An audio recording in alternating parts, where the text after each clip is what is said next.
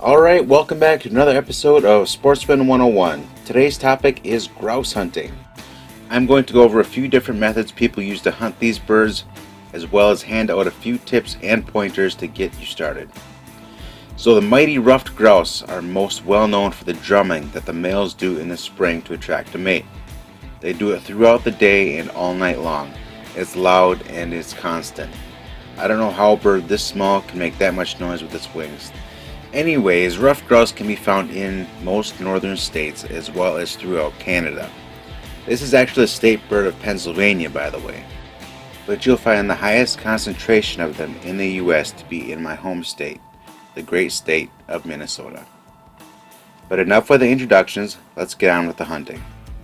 You can hunt a grouse with just about anything, but the weapon of choice is usually a shotgun with number 6 to 8 shot, depending on preference or what's on sale. To be honest, all you really need is standard target loads, and they're usually the cheapest too. It doesn't take much at all to kill a grouse. Other than shotguns, I've also seen people use a Taurus Judge pistol, a .22 pistol or rifle, or even a pellet gun.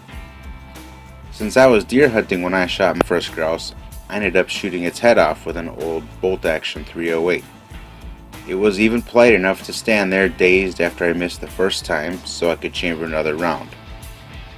I don't have that picture anymore, but it was quite the sight. Just imagine a 12-year-old boy proudly holding up a ruffed grouse with a bloody stump for a head. But that was more of a use what you have in your hands now situation. Typically some sort of shotgun is used instead when hunters are out there actively hunting grouse. The best places to hunt them always seem to be old logging roads that have proper cover on either side. Among other things, grouse tend to favor clover as a food source, so the logging roads with lots of clover have a higher likelihood of having grouse. They'll typically feed most often in the morning and late afternoon. Here in Minnesota, the ruffed grouse season starts in mid-September and ends around the end of the year. So the leaves on the trees are still up at the season start, and the grouse have all the cover they could ever hope for. At this time of year, the grouse has all the advantages. All they have to do is sit still and let you walk by. This can make it tough for a hunter to see a grouse that is only a few feet away and makes getting a shot at a flying grouse even tougher. While you can be very successful regardless of these conditions, your best chance at locating birds when the leaves are still up is by enlisting the help of someone who can smell them, and that's a dog. A well-trained pointer will flat out show you where they're hiding and will even flush them for you on command. I've had the opportunity to hunt with my brother's German Shorthair on several occasions, and he does a great job. Purchasing and training a good hunting dog can be very expensive and time-consuming, but it will always be the most successful method for hunting ruffed grouse. Just be sure to fit your dog with a GPS collar so you always know where it is in case you become separated from it, and carry a pair of pliers with you for removing porcupine quills. Your dog should also be wearing an orange vest just like you to protect it from other hunters. Now, it's certainly not necessary to have a dog when you go grouse hunting, it just makes it easier. If you don't have a bird dog, you can still do very well, but your tactics will need to change a bit. When you don't have a dog to tell you where the grouse are hiding, you need to get the grouse to give up its location, but in a way that's most beneficial to you. See, if a grouse knows you're on the way, it'll hide or run away or maybe take off well out of range. If you move more slowly and make less noise, you'll be able to get much closer. So don't be dragging your feet through the leaves like a monkey or anything like that. Take the bends and the rows slowly with gun at the ready. Many times there will be a grouse sitting in the middle of the trail unawares right around the corner. Moving slowly will also make the grouse concerned that you might not just walk right past it. And this is key, because when a ruffed grouse becomes agitated, more often than not they start to make an alarmed peeping noise. I apologize, I don't have an audio clip to share, but if I'm ever able to capture that, I'll be sure to share it with you. This peep is recognizable, but unfortunately if you're not listening for it, it's easy to miss. It's often accompanied by small footsteps in the leaves as the grouse starts to move. There's too many hunters out there that aren't aware that grouse will do this. probably because they make too much noise themselves or just aren't listening for it. My dad first clued me in on this when I first started hunting, and it does ring true. I've been able to bag so many more birds because I was ready for them. So when you hear that peeping, get your gun ready because the grouse could take off at any moment, and every second is critical. Many times I'm able to shoot it on the ground with my 410 right there after pinpointing its location. If it takes off before I can see it, at least I'm ready to shoot. And grouse are somewhat predictable when they fly.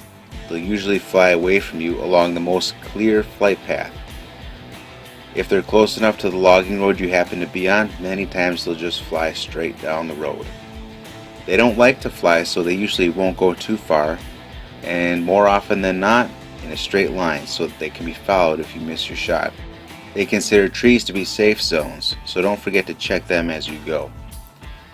Now if you find that you're having trouble hitting a flying grouse, just remember that reflex shooting is a skill that doesn't come overnight, and many times you'll need to lead your target.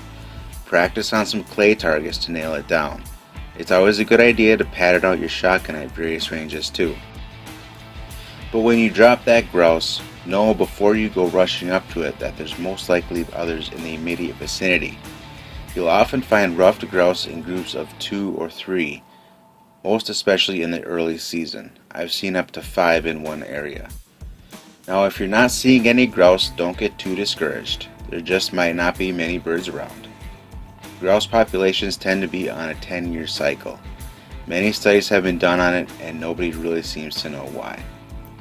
Now there are a couple other grouse hunting methods I haven't really mentioned yet, and they involve spotting grouse from a motor vehicle or ATV. The first consists of driving your ATV down that same logging road I was talking about earlier and watching for grouse. I've actually never done this, but it is popular, so I'll provide the best insight on it that I can. Please feel free to add to it in the comments below if you like. Using an ATV has its benefits and drawbacks just like every other method out there. The main benefit is, of course, that you won't get tired and you can cover a hell of a lot more ground doing it. The drawback is that you're making a lot of noise at the same time. A bird will hear you coming several minutes before you arrive. Fortunately, a grouse will usually recognize that noise as a vehicle and won't be too alarmed. In a lot of cases, they'll be motionless as you drive by, so they can easily be missed.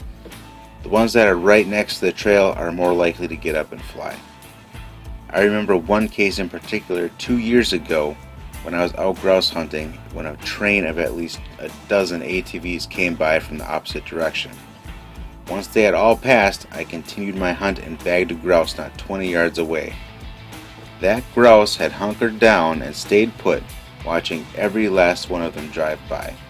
So keep your eyes peeled if this is your method of choice. Also, check the game laws in your state as to when and where you can ride your ATV. A hunter usually needs to be dismounted from their ATV before shooting unless they have a special permit to do otherwise. The last method I'm going to touch base on is often referred to as road hunting. It consists of a hunter spotting a grouse from the road, driving for another 20 yards or so before pulling over so the grouse doesn't get too alarmed. They get out and hunt the bird down. This is most often done when driving to or from your favorite grouse location. If you end up doing this though, you need to know the laws in your state regarding uncased firearms in your vehicle, as well as how far you need to be from a public roadway before you can shoot. Not only that, but make sure you're not going onto private property without permission. And lastly, bring a buddy along to sit in the passenger seat as a spotter to watch for grouse that are off in the woods. After all, inattentive driving is against the law. So I hope all this information helps to turn your next grouse hunting adventure into a successful one. A huge thank you to all the good people out there subscribing to this channel. Thanks for watching and happy hunting.